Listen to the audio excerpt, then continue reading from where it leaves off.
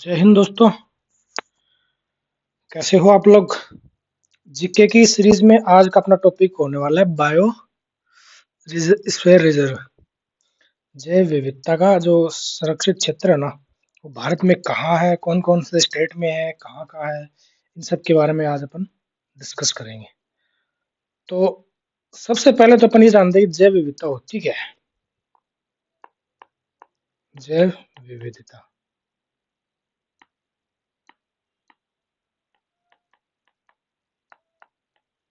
देखो यार, अपन पढ़ने वाले हैं बायो स्फीयर रिजर्व। ठीक है। बायो जीव जंतु, जीवों को बोलते हैं, जैव को बोलते हैं। स्पेयर, जैसे स्पेयर में अपन स्टॉक को बोल देते हैं, स्पेयर में रखा हुआ, संरक्षण में रखा हुआ बोल देते हैं।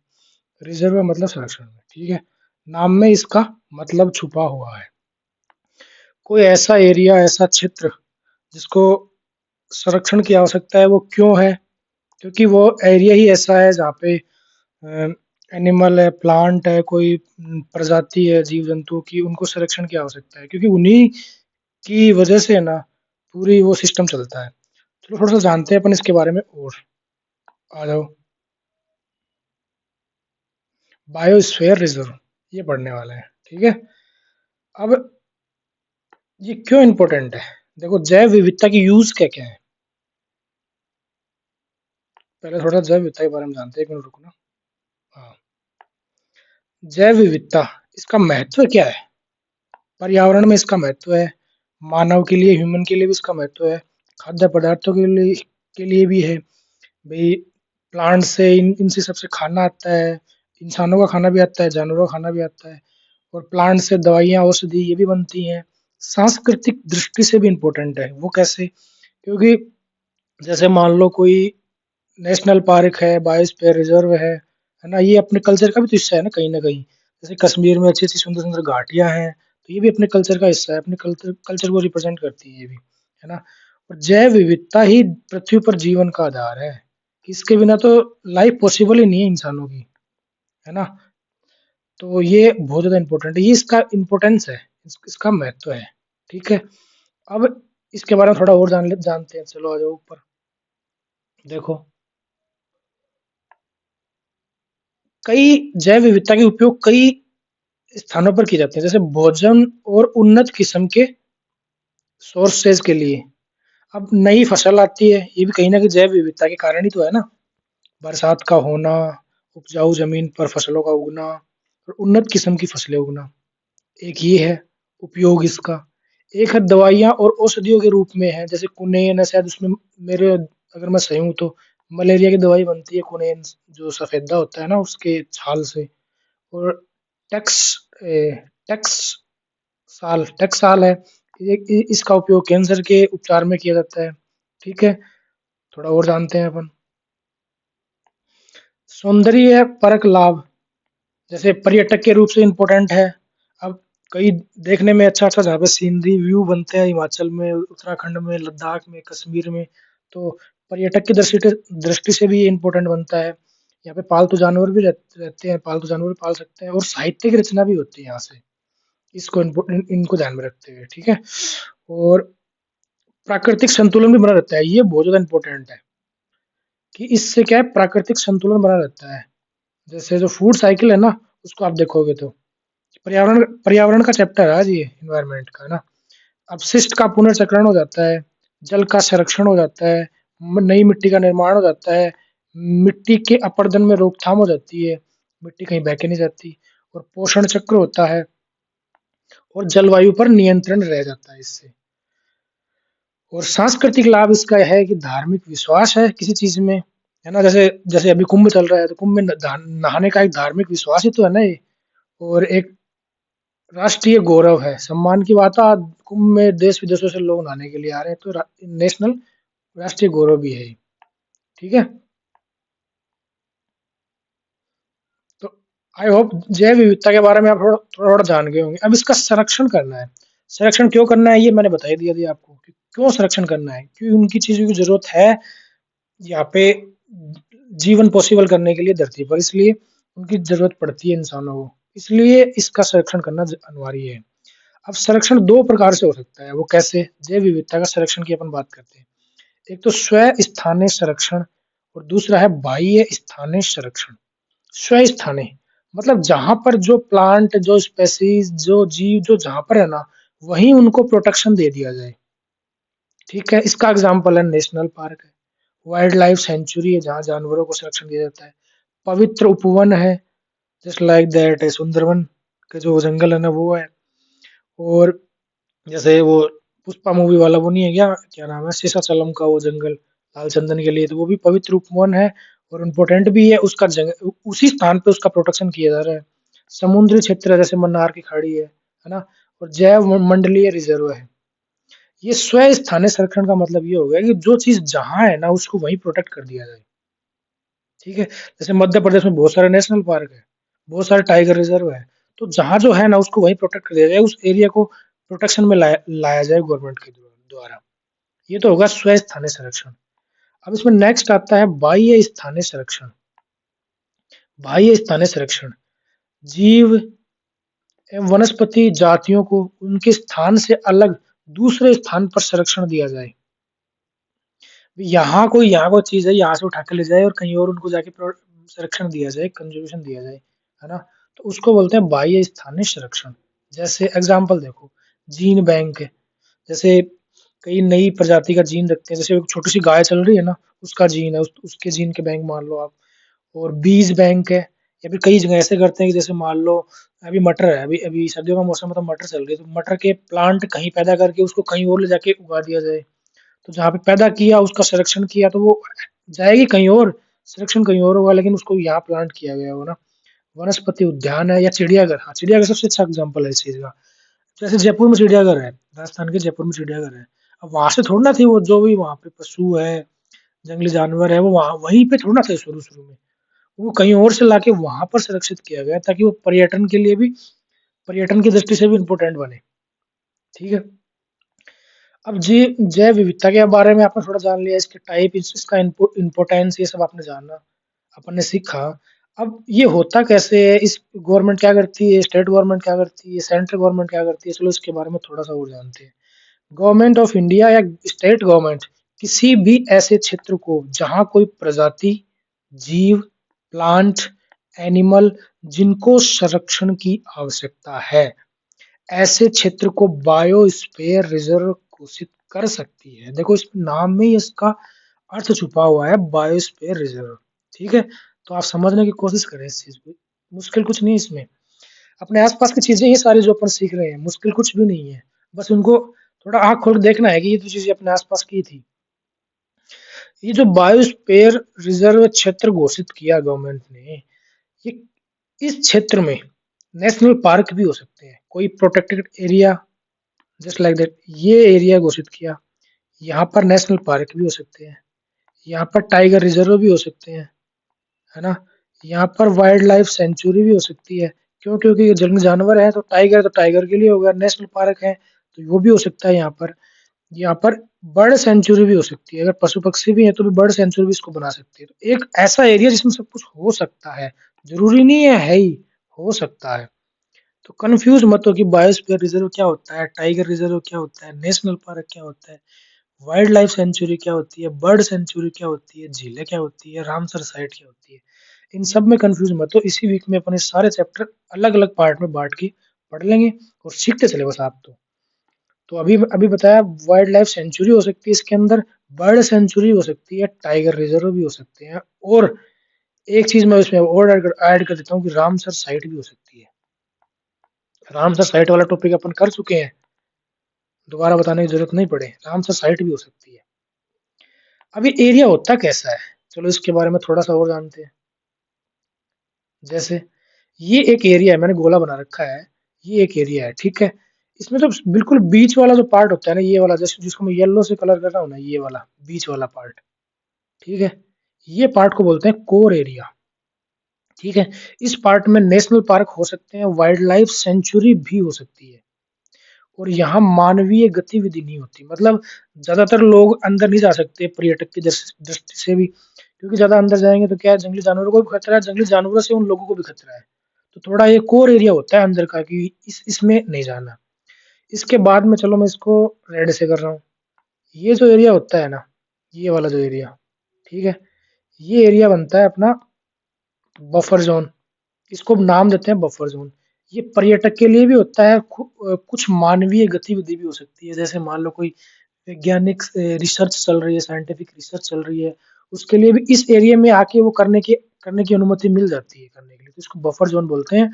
अब जैसे ये पूरा जो एरिया हो गया 3 मार्क वाला, ये पूरा जो एरिया हो गया ना, है ना, इस एरिया में अब पर्यटक आएंगे, लेकिन वो आएंगे जैसे ये रेड वाला जो एरिया है ना, इसी तक आ सकते हैं, अंदर नहीं जा सकते, क्योंकि फिर जंगली जानवरों से उनको खतरा है, उनसे जंगली जानवरों को खतरा है, दोनों को खतरा है, इसलिए अंदर जाने की अनुमति नहीं होती है। ठीक है, फिर थर्ड वाला पार्ट है, इसको बोलते हैं ट्रांजिशन जोन।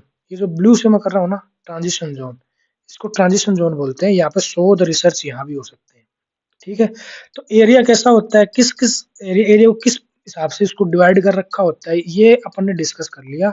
आप इस बात को पूरी को समझ गए होंगे कि जी जी बायोडायवर्सिटी होती क्या है, और इसका क्या इंपॉर्टेंस है, क्या महत्व है, और अपने पर्यावरण के लिए जरूरी क्यों है, इसके बारे में आप समझ गए होंगे। अब अपन एक एक करके बात करते हैं कि भारत में कितने बायोस्फीयर रिजर्व हैं, कहाँ कहाँ हैं, कब कब इनको बायोस्फीयर रिजर्व घोषित किया, कौन कौन से स्टेट में है, इनके बारे में थोड़ा थोड़ा जानते हैं, और इनकी क्या खास बात है, यहाँ पे क्या है ऐसा, तो इसके बारे में अपन जानते हैं। चलो आ जाओ। तो देखो, सबसे पहली बात तो है, भारत में 18 बायोस्फीयर रिजर्व है, अपडेटेड है ये आज तक। ठीक है, अपडेटेड। ठीक है, नेक्स्ट और पहला की अपन बात करें, 2009 में इसको घोषित किया गया, हालांकि 1986 से शुरुआत कर दी गई थी, लेकिन इसको उसको नीचे पढ़ेंगे। मैं अभी हिमाचल प्रदेश की बात कर रहा हूँ। हिमाचल प्रदेश में एक बायोस्फीयर रिजर्व है जो 2009 में घोषित किया गया था। इसका नाम है कोल्ड डेजर्ट, शीत मरुस्थल। देखो, डेजर्ट का मतलब सूखी भूमि वो ही नहीं होती, जैसे एक तो डेजर्ट डेजर्ट अपन रेगिस्तान को बोल देते हैं जहाँ बारिश नहीं होती, जैसे राजस्थान का एरिया है, कुछ पाकिस्तान का एरिया है। ठीक है, डेजर्ट वो भी होता है, यहाँ भी बारिश नहीं होती, लेकिन यहाँ पे कोल्ड डेजर्ट, बर्फ पड़ती है लेकिन बारिश नहीं होती। वैसे भी कुछ भी प्लांट वगैरह नहीं उगते यहाँ पे, जैसे राजस्थान सूखे डेजर्ट में नहीं उगते, वैसे यहाँ भी नहीं उगते। तो डेजर्ट का मतलब इससे समझो आप। अब कोल्ड डेजर्ट बायोस्फीयर रिजर्व कहाँ है, हिमाचल प्रदेश में है। कब इसको घोषित किया गया, 2009 में घोषित किया गया इसको। और अब इसमें क्या खास बात, मैंने बताया था ना शुरू शुरू में कि इसमें national park, wild life sanctuary ये सब हो सकते हैं, तो इसमें कौन कौन से हैं उसके बारे में जानते हैं। पिन वैली नेशनल पार्क इसी में है, कीबर वाइल्ड लाइफ सेंचुरी ये भी इसी में है, चंद्रताल झील जो एक रामसर साइट है वो भी इसी के अंदर है। अब आप कंफ्यूज नहीं होना कि जो कोल्ड डेजर्ट बायोस्फीयर रिजर्व है, इसके अंदर एक झील भी है, जो रामसर साइट भी है, इसके अंदर एक वाइल्ड लाइफ सेंचुरी भी है, इसके अंदर एक नेशनल पार्क भी है, तो कंफ्यूज नहीं होना, इसी के एरिया में ये सारी चीजें हैं। बिल्कुल भी कंफ्यूज मत होना कि कौन सी चीज कहाँ है, क्यों है यार, इसके अंदर कैसे घुस गई, इस चीज में कंफ्यूज नहीं होना है। चलो नेक्स्ट आगे चलते हैं। उत्तराखंड। उत्तराखंड में है नंदा देवी बायोस्फीयर रिजर्व। अब नंदा देवी उत्तराखंड में हिमालय की एक चोटी भी है, तो कंफ्यूज नहीं होना है।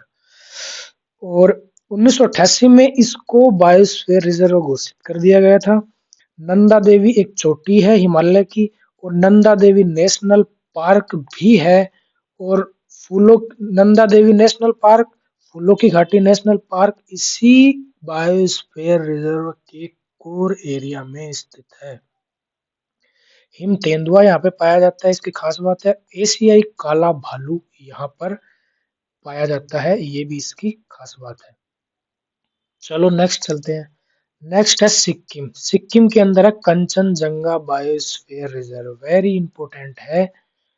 सिक्किम का एकमात्र ही है, 2000 में इसको बायोस्फीयर रिजर्व घोषित किया गया। और कंचनजंगा एक चोटी भी है, जो आज वैसे देखा जाए तो भारत की सबसे ऊंची चोटी है, और वैसे देखा जाए तो केटू गार्डविन ऑस्टिन जो पाक और कोपेड कश्मीर में है, वो भारत की सबसे ऊंची चोटी है। ये यूनेस्को की मिक्स वर्ल्ड हेरिटेज साइट भी है कंचनजंगा, और कंचनजंगा नेशनल पार्क है, वो भी इसी के अंदर स्थित है। ठीक है, नेक्स्ट अपन बढ़ते हैं 4 नंबर पे, जो है अरुणाचल प्रदेश। अरुणाचल प्रदेश में एक बायोस्फीयर रिजर्व है, दिहांग दिबांग बायोस्फीयर रिजर्व। दिहांग भी बोलते हैं, दिबांग भी बोलते हैं। बायोस्फीयर रिजर्व है। 1999 में इसको बायोस्फीयर रिजर्व घोषित किया गया था। इसके बाद अपन नेक्स्ट चलते हैं 5 नंबर पे मेघालय में। मेघालय में नोरक्रेक बायोस्फीयर रिजर्व है।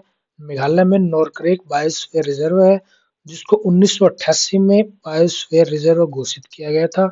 गारो, खासी, जयंती 3 यहाँ पे पहाड़ियां हैं और उन पहाड़ियों के नाम पर ही 3 यहाँ पे प्रजातियां भी हैं। गारो, खासी, जयंती प्रजातियां भी हैं। प्रजातियां नहीं, सॉरी, वो क्या बोलते हैं उसको, क्या बोलते हैं यार उसको, जनजातियां, प्रजातियां नहीं सॉरी, जनजातियां हैं, है ना। गारो, खासी, जयंती के नाम से जनजातियां हैं और गारो हिल्स के भाग में ही ये नोरक्रेक बायोस्फीयर रिजर्व है। नेक्स्ट अपन चलते हैं असम में। असम में 6 नंबर का अपना असम में जो 1989 में 1989 में घोषित किया गया था, इसका नाम है मानस बायोस्फीयर रिजर्व। मानस बायोस्फीयर रिजर्व और मानस नेशनल पार्क है, वो भी इसी बायोस्फीयर रिजर्व का भाग है, कंफ्यूज नहीं होना है। भूटान का रॉयल नेशनल पार्क, क्योंकि असम का जो मानस नेशनल पार्क है ना, जो मानस बायोस्फीयर रिजर्व है, भूटान से बॉर्डर टच करता है, बॉर्डर शेयर करता है, ठीक है। तो वहीं पे उसी एरिया में, क्योंकि अब तो देश बन गए, अलग अलग डिवाइड हो गया, पहले तो सब कुछ एक ही था। उसी एरिया में भूटान का रॉयल नेशनल पार्क है ना, इसी से सीमा बनाता है, इसी के कोर एरिया में आता है, ठीक है।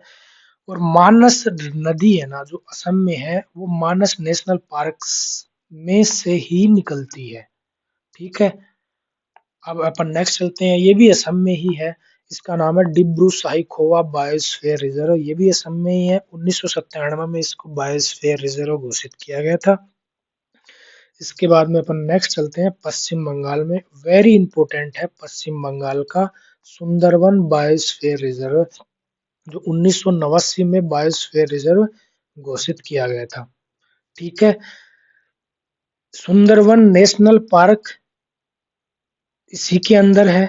सॉरी, वो सुंदरवन की जो रामसर साइट है, जो है वो भी इसी का भाग है। किसका? सुंदरवन बायोस्फीयर रिजर्व का। सुंदरवन बायोस्फीयर रिजर्व ये जो यूनेस्को की वर्ल्ड हेरिटेज साइट भी है। यहाँ पर सुंदरी नामक ट्री है, पेड़ है, और मैग्रोव वनस्पति है, और रॉयल बंगाल टाइगर के लिए ये फेमस है। तो पश्चिम बंगाल का सुंदरवन वेरी इंपॉर्टेंट है। नेशनल पार्क हो चाहे रामसर साइट हो, चाहे दुनिया का सबसे बड़ा डेल्टा हो, है ना। और इस सब सब सब एंगल से ये इंपॉर्टेंट बनता है। चलो नेक्स्ट चलते हैं अपन ओडिशा में। ओडिशा में है सिमलीपाल बायोस्फीयर रिजर्व।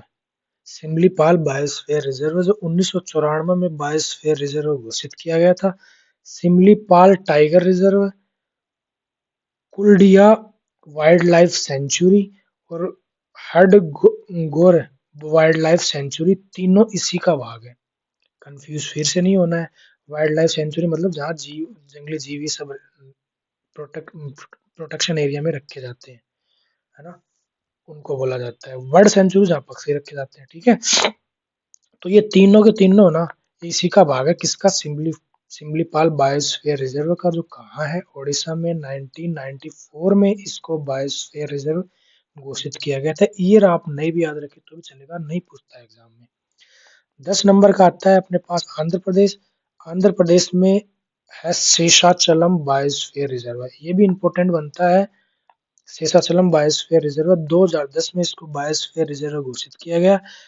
आपने पुष्पा फर्स्ट और पुष्पा टू मूवी देखी होगी, उसमें शेषाचलम के जंगल दिखाए जाते हैं, वहीं पर लाल चंदन होता है जो फिल्म में दिखाया गया है ना। तो लाल चंदन के लिए फेमस है शेषाचलम बायोस्फीयर रिजर्व, ठीक है, आंध्र प्रदेश में है। अब नेक्स्ट चलते हैं अपन 11 नंबर पे, जो है कच्छ कारण। आपको पता है कच्छ कारण कहाँ है? गुजरात में है। तो कच्छ कारण बायोस्फीयर रिजर्व है, 2008 में इसको बायोस्फीयर रिजर्व घोषित किया गया था। नेक्स्ट अपन चलते हैं जो केरला प्लस तमिलनाडु, दो दो स्टेटों में है, केरला और तमिलनाडु में 12वां बायोस्फीयर रिजर्व है। इसका नाम है अगस्त मलाई बायोस्फीयर रिजर्व, ये भी इंपॉर्टेंट है, अगस्त मलाई बायोस्फीयर रिजर्व है। अब इसमें कौन कौन सी वाइल्ड लाइफ सेंचुरी है या नेशनल पार्क या टाइगर रिजर्व जो भी है, अपन इसके बारे में जानते हैं। देखो, संडूनेरी वाइल्ड लाइफ सेंचुरी है, पेपारा वाइल्ड लाइफ सेंचुरी है, नैयार वाइल्ड लाइफ सेंचुरी इसी के अंदर है, कालाकड़, मधु मधु ये क्या है, मंडून थुरई, मंडून थुरई टाइगर रिजर्व, ये भी इसी के अंदर है। तो कंफ्यूज मत होना कि यार टाइगर रिजर्व इसके अंदर कैसे घुस गया। ये मैं शुरू में डिस्कस कर चुका हूँ कि ऐसा ऐसा होता है, ऐसा क्यों होता है। ठीक है, नेक्स्ट चलते हैं अपन 13वें नंबर पे, और वो आता है मध्य प्रदेश और छत्तीसगढ़ दोनों स्टेट में फैला हुआ है अचानक मार और अमरकंटक। अचानक मार अमरकंटक बायोस्फीयर रिजर्व है, छत्तीसगढ़ और मध्य प्रदेश में फैला हुआ है। 2005 में इसको बायोस्फीयर रिजर्व घोषित किया गया था। और अब नेक्स्ट बढ़ते हैं 14 14 नंबर पे, तो दूसरे पेज पे है वो। एक मिनट रुकना भैया।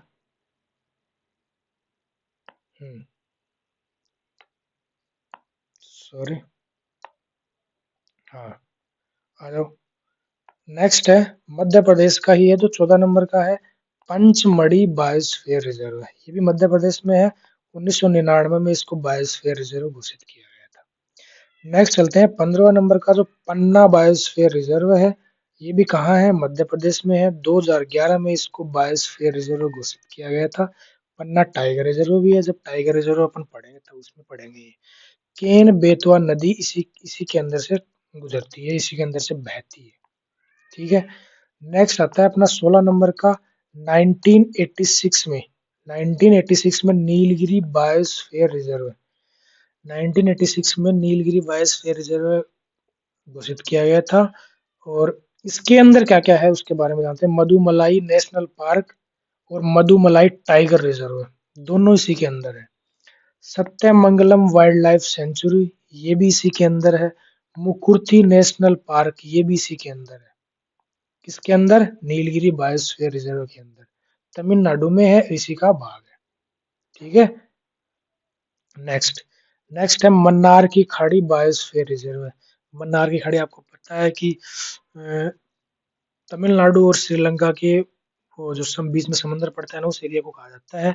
1989 में इसको बायोस्फीयर रिजर्व घोषित किया गया। भारत का एकमात्र है जो समुद्री है। भारत का सबसे बड़ा सागरीय बायोस्फीयर रिजर्व है। और डुगोंग, कई बार आपने सुना होगा नाम डुगोंग। डुगोंग एक समुद्र, डुगोंग को समुद्री गाय भी बोलते हैं, और ये यहीं पाई जाती है, कहाँ पर, मन्नार की खाड़ी बायोस्फीयर रिजर्व में। 18 नंबर का और लास्ट बायोस्फीयर रिजर्व है भारत का।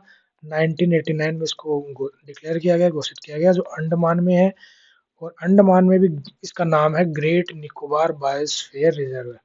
ग्रेट निकोबार बायोस्फीयर रिजर्व है। इसके अंदर क्या है, कैंप बेली बे नेशनल पार्क है। और गालाथेया गालाथिया गालाथिया नेशनल पार्क है, इसी के अंदर है। इसी के भाग है, किसके, ग्रेट निकोबार बायोस्फीयर रिजर्व के भाग है। ठीक है, आई होप आपको टॉपिक समझ में आएगा। इसके बाद अपन इसी वीक में tiger reserve, national park, wild life sanctuary, bird sanctuary, है ना, कवर कर लेंगे, कंप्लीट कर लेंगे इसी वीक के अंदर। अब आपको अब दिन में और क्या करना है, तो 4 सेट लगाने हैं, वही अपने, सॉरी, 4 सेट लगाने हैं मैथ के, टेक्स्ट बुक से, प्रीवियस ईयर, और 2020 से 24 तक के सीजीएल और सीएचएसएल के। अब ये चीज मैं रोज रोज नहीं बताऊंगा भाई, देखो, है ना। और उसके बाद उनका सॉल्यूशन करना है, और फिर उसके बाद कैलकुलेशन करनी है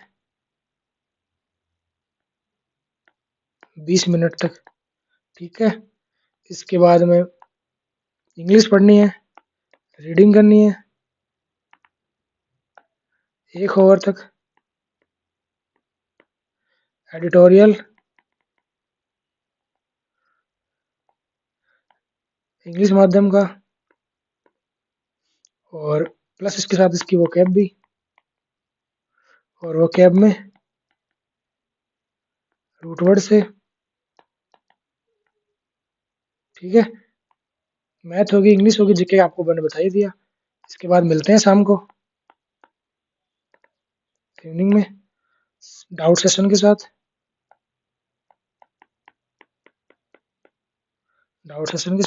जिस क्वेश्चन में फंसो कमेंट करो, उसका अपन सॉल्यूशन करने की कोशिश करेंगे, डिस्कस करेंगे और सीखते हुए आगे बढ़ेंगे। ठीक है, मिलते हैं नेक्स्ट वीडियो में। जय हिंद।